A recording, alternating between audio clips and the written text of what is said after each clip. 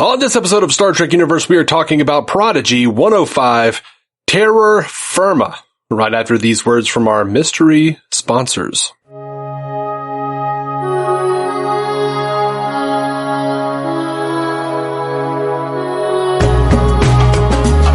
Welcome to the Star Trek Universe podcast, the podcast where you get to listen in on the continuing Star Trek conversation the two lifelong friends have been having since they were 6 years old. My name is Matthew Carroll. I am David C. Robertson, and that is not his real voice. What are you talking about? I don't even know what accent I was doing there. I think it started kind of German, went more British toward the end. I'm really bad at accents, like really bad. It sounded like you were doing the Count from Sesame Street. It sounded vaguely Transylvanian. Yeah, I had the Eastern European thing going. It shifted a lot for that. Just being the intro, it shifted a lot. Let's talk about Prodigy, because what were you saying? Oh, it was funny because me and Bethany earlier were watching The Challenge, and there's a Romanian guy on there, and he was like, "If you want to calm me down, I will drink your blood." That's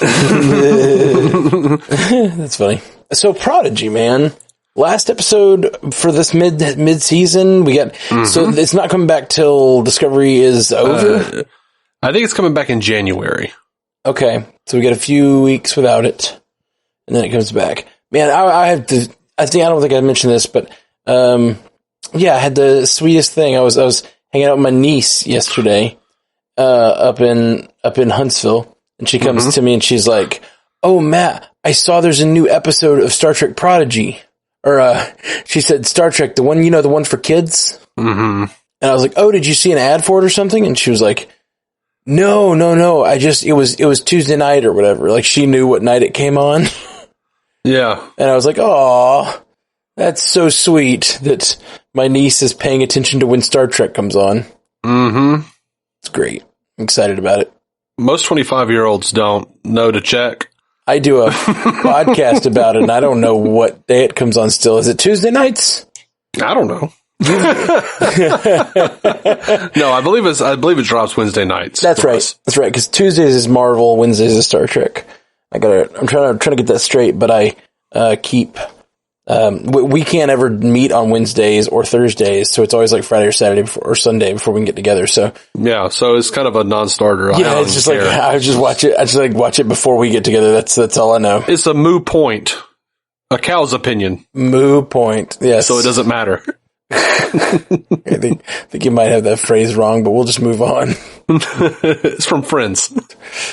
Oh, is it? Joey says, "It's a moo point." They're like, "It's moot." He's like, "No, it's a moo point. It's a cow's opinion. It doesn't matter." Oh, man. Okay, so Prodigy, let's do it. Let's talk about the show. Picking up from last week. Yeah, they've been trapped on the planet. With the stay planet that's trying to convince them to stay. It was a great little turn. I felt like these two episodes, this felt like that classic thing that Doctor Who will do where it does two episodes, but they're very much just one story. Yeah. And Star Trek does it too, but, I'm wondering if this being a, animated show, but they're sort of doing very similar to, the formats are similar to Star Trek, like the planet, the setup, the figuring out one problem, then the last third act is like defeating the monster or whatever, in some novel way. I wonder if we'll get a lot of these sorts of two-parters because the classic narrative fit for Star Trek is about that 45-minute mark, Yeah. I'm wondering if this will be like the template for how we go going forward, because obviously the first episode was that way and this episode was that way.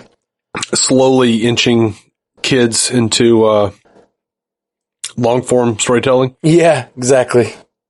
I love it. And now thinking about it, Doctor Who was often those like 22-minute episodes back in the day when it would do those two-parters too. Yeah, which I've seen a few people who are complaining that like, man, kids aren't going to understand an overarching story throughout a season. And like the amount of people who are like, Doctor Who has been doing that since like 1963. Screw you. Yeah. See, like that's part of the thing I've been saying for years about Star Trek. Like it sounds dumb and it makes me sound dumb and I'm fine with it. But like a lot of what I know about science comes from Star Trek. A lot of what I know about like the scientific method and understanding, logic in general comes from Star Trek. And like, I have conversations with my friends who are actual scientists all the time, and I'm able to follow it, at least have some like reasonable knowledge about what they're talking about because I watched a lot of Star Trek growing up, you know? Yeah, me too. But to be fair, and I don't say this in a negative way, it's going to sound like it, but a lot of what I've learned about storytelling, bullshit, story devices to make things work, and headcanon also comes from Star Trek. So I feel like Star Trek has made me a very well-rounded individual. Yeah, man. Making headcanon bullshit work, that and the Bible. That was needlessly divisive. It stopped recording. God was punishing me. Okay. But no, like, that's my point. Like the way that, like, we learn a lot from these shows, and like the fact that people think of things as this show is for kids, so it can't have these things like long form. It can't have these higher concepts. And I just disagree with that. And that's what I've been saying for years about like, I want there to be a show made for like everybody in Star Trek. I'm hoping we get some of that with Strange New Worlds. It'd be awesome if Prodigy could be the kind of show that like introduces kids to Star Trek, and then something like Strange New Worlds could be that next like step up, to introduce them to the longer storytelling, the adult problems, like the actual crew and everything, I think that'd be super fun. And based on what I've heard, that's what they're going to do with Strange New Worlds. But I hope it's not as dark, and I hope it's a little less serialized. As much as I like the serialized thing, I do miss my nugget shaped Star Trek. My Dino Nugget Star Trek. Oh Lord. So yeah, we finally know what this thing in the engine room is. It is a Protostar Engine. Yeah. It has a baby star inside. Baby star, as Rock Talk says. Real Doc Ock vibes here. Yeah? Yeah, No, I don't remember that. Oh, the Sam Raimi movies, that's what he's doing with his 8 arms, or like his 6 arms. He's keeping a small sun contained. Oh, right. That's why there was and they have to drown it at the end of the movie. Yeah. That was dumb. It was real weird. Like, can't you do like, I don't know. That seems needlessly convoluted way to get robot arms. Yeah, it's a little weird. I love those movies, that one in particular, but like, that's a silly part of it. Yeah, it's bad. Anyway, so the Doc Ock device is down in the bowels of the ship. Where were we? One of my issues, and I think this is the first big misstep of Prodigy for me. And it's not like a big misstep. It's just the first thing I've seen that I've just went, eh. Okay. I needed to see Dow coming around to saving Gwen, because like he walked away and he was like, screw that. And then like the next thing we see is like them saving her. And he was like, you did help us out that one time. I'm like, no, I needed to see the change of heart. I needed to see the catalyst for it. It felt weird and rushed to have that off screen. Totally agree. I felt like that was an important character moment. And I needed to know, is it Rock Talk who's the heart of the team? Who's going to convince him?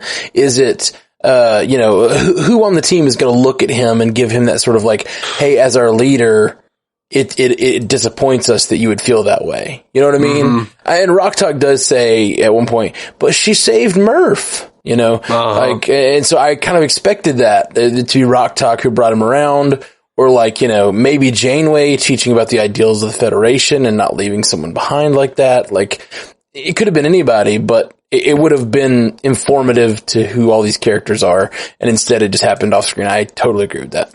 Yeah. And the other thing that really bugged me, I think, there were a couple of things. Like, I'm not sure why Janeway didn't send those cleaners out when the Protostar seemed like way worse than it was in the last episode. Remember? Because it looked like it was just completely overwhelmed by the Right. And then when we see it again, it's just like there are like 3 of them on there, and it's like landed somewhere else. I was like, that's weird. Well, also, I believe that was when Gwen had the ship, and so there were lots of other functions of the chip to use.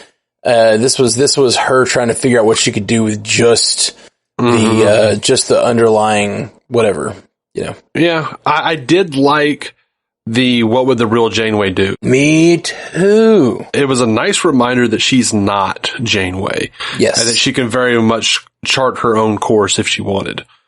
She also has a line in this episode that she asks the computer, what about a former captain? Would they be allowed to do it? And so it gives us the idea that like, okay, Janeway is no longer a captain. She's former. Like, what does it mean? What is the Protostar? I'm just like, I'm piecing. It's so fun to have this like show that's designed for kids, but it's got this interesting little tidbits that aren't just tidbits, they're big story parts, like Janeway, the Protostar drive. Like, as an adult Star Trek fan, I'm getting to try to piece this like mystery together of like, what is the Protostar? Like, I don't even think a lot of kids aren't even thinking like, they're not thinking, does this fall between TNG or TOS? You know what I mean? Like, they're not thinking about that. They're thinking about Dahl and him escaping, and we get to have all these other fun little like geeky discussions. It's kind of a perfect balance for me. Yeah. I really loved the reveal when it made it seem like the Diviner was actually going to make it onto the ship. Mm-hmm. And then the reveal that was just the planet showing him his own desire. Yeah. Yeah, that was pretty great. Pretty great. And I love that we got to Gwen's redemption of her, realization, he chose the ship. Yeah, Screw him. I don't know if it's her redemption fully yet, but it is definitely her deciding who she's with. Now they've got to decide to accept her. I think that'll be the next couple episodes, probably. Mm-hmm. There's definitely like some nice moments here between Dahl and Gwen sitting in the ship, looking up at the stars, talking about things. Like, that was all really nice, but like, then in the end, Dahl was still talking about leaving her, which is why I totally agree with you. It was important that we see why he changed his mind, and we do not see that. We might see it in a later episode where she's like, why did you choose to blah, blah, blah? But, for this episode, it rings a little hollow. Yeah, agreed. Speaking of Janeway, a few minutes ago, like, it was weird to me that Janeway needed to pull things up on the screen. I don't know. Mm-hmm. She's in the computer. Well, I mean, it's not the first time we've seen it. I know. We've definitely seen the Doctor pull things up on a screen and look at it. Well, I agree. I totally agree that that's the way it's established canon. But now that I see Janeway as a little more integral to the ship because she seems so like, integrated, and she's like controlling all the lower functions, and like she seems like she's doing a lot all at once. And it just seems weird that she has like, put it on the screen, and I'm like, can't you just access that somehow? Mm-hmm. Seems weird. I know. When you're by yourself, or at least. Yeah, it didn't really bother me. Oh yeah, it shouldn't have. Probably. It's just like, I don't know why I thought about it at that point. Like, I never thought about it during Voyager, but then suddenly seeing her do it, I was like, that was a little weird. One of my favorite / most frustrating things about Star Trek is seeing the fandom react to things in such a, like, I see so many people have problems with things I just never would have thought about. Like, right. I saw people complaining about the fact they're using a protostar, a baby star, to harness energy, and that would be greater than warp drive. And I feel like I'm over here in the background, like raising my hand and going, the Romulans have been using an artificial quantum singularity for their warp. They said so in TNG. Help. Why can't this work? It seemed like it was also hooked into their warp drive. Like, they're at warp and they use the protostar to like boost it or something. I don't know how it works. Yep. I was fine with it. But the episode was fun. I didn't really have much of a problem. I did like the bit where they're all sitting in the Klingon ship and talking about what they saw. And for whatever reason, I really latched on to Jenkum Pog in his statement that he didn't realize how much he missed home until he got to that planet. Yeah. We had talked about it last week, how like learning that about Jenkum Pog, that he had a history, and had a family, and like unlike these guys who don't seem to know where they came from. Jenkin Pog's lived a different life, and he lived in and he mentioned his the cryo ship again. So we're really getting a sense of his backstory, which is fun.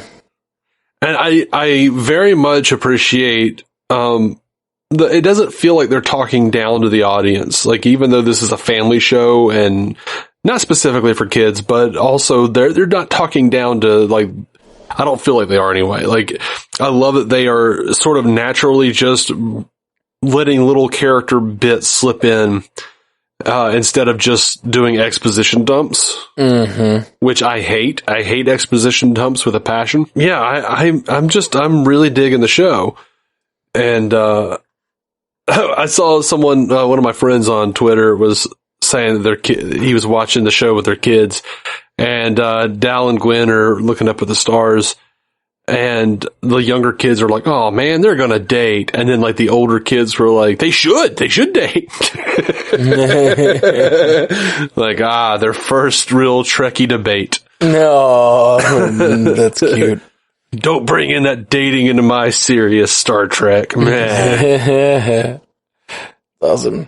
Oh man, I loved the use of the sword this episode, or like her as a splint, weapon. Yeah, using it as a splint was great, and then in the end, using it as an arm extender to wrap around Doll to fly out. Like, both really cool uses of that thing, and I don't know, I just love that little device. Super fun.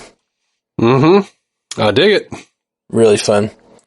Just because I watched this planet's manifesting all their fears, things they have to fight, because this, it turned it from dreams to nightmares this episode. And so I just have in my nose Stay Puft Marshmallow Planet. His Murder World. Yeah. Or Murder Planet, whatever it was. I love that line. That line was so good. I really wanted it to be called Larry. Well, I was talking about the other line, when I forget the diviner's partner's name or whatever. Destructobot.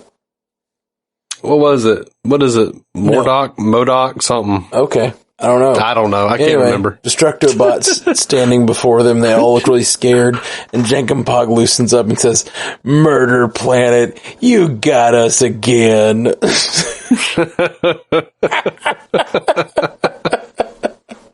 You old so-and-so. Like, it's just like such a great delivery of that line. Oh, so good. I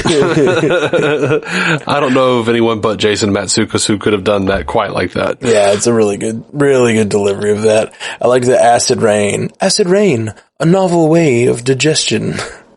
It's good. Oh, man. Yeah, I'm looking forward to the rest of the show, man. I'm enjoying it. Honestly, about as much as I thought I would. Once I knew who was involved, I was like, oh shit, yeah. Okay. Like, if this fails for me, it's gonna be mind-boggling. Yeah. For sure, man. Yeah, I'm down. I'm digging it a lot. Other lines I liked. Zero says, decides to try to telepathically link with the planet. And Zero says, I can ask it its name. Perhaps I could ask it its name. And it like, they put their hand to their head and they say, nope, it just wants to eat us. Yep. I loved it. Really good comic timing there. And this is another one from Zero when Doll, without asking, picks Zero up and uses them to as a flashlight. Yeah. Zero says, I don't know how to feel in this moment, but I'm happy to help. Yeah. I actually dug Gwen using the phaser to start a fire is like lob it at the creature. That was neat. I was like, this feels like Star Trek meets Frankenstein. Yeah, man. Get them torches. So where do you think they're going to end up? Where does Proto Warp take you? I don't know.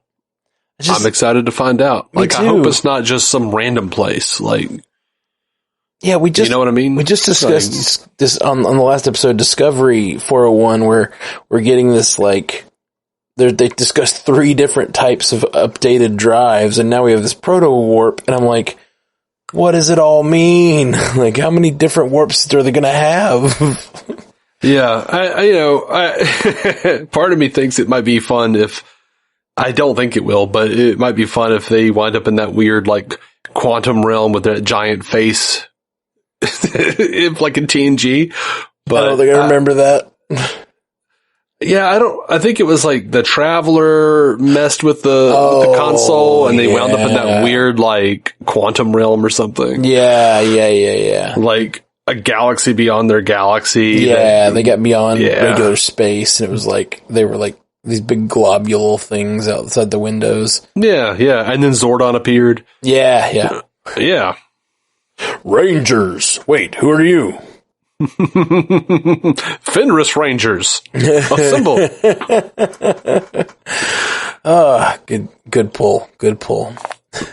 Danke. And on that note, I guess that's about all I got to say about Prodigy. Anything else you going to say? No, I don't think so. Like, I think it was a fairly straightforward episode. Yeah. Except for a couple of small missteps in the storytelling execution. I'm good with it. I'm looking forward to it coming back.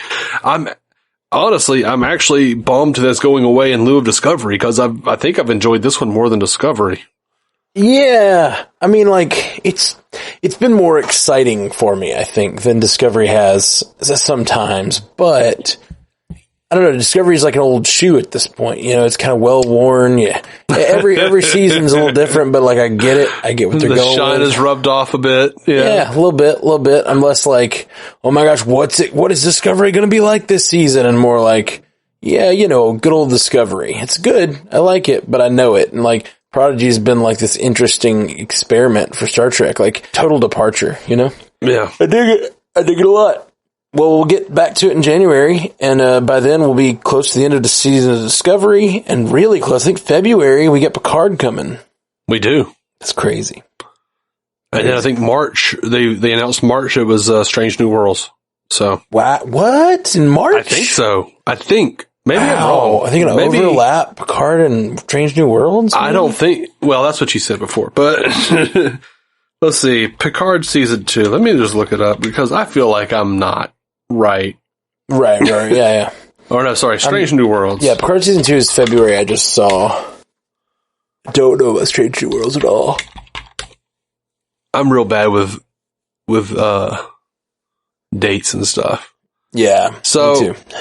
Let's see. I'm still seeing 2022. Okay. So I guess they're not saying yet. Yeah, I gotta imagine maybe they'll start doing this thing where they're like handing off the shows by having one overlap week, which is kind of fun. Mm-hmm. All right. Well, guys, thank you so much. Jolan True. Live long. Live prosperous. Thank you for listening to the Star Trek Universe Podcast, a Stranded Panda production. If you'd like to hear more from David C. Robertson, check out the DC On Screen podcast or maladjusted.tv for his web videos. If you'd like to hear more from Matthew Carroll, check out the Marvel Cinematic Universe podcast or listen to his music. Just search for Matthew Carroll anywhere you get music.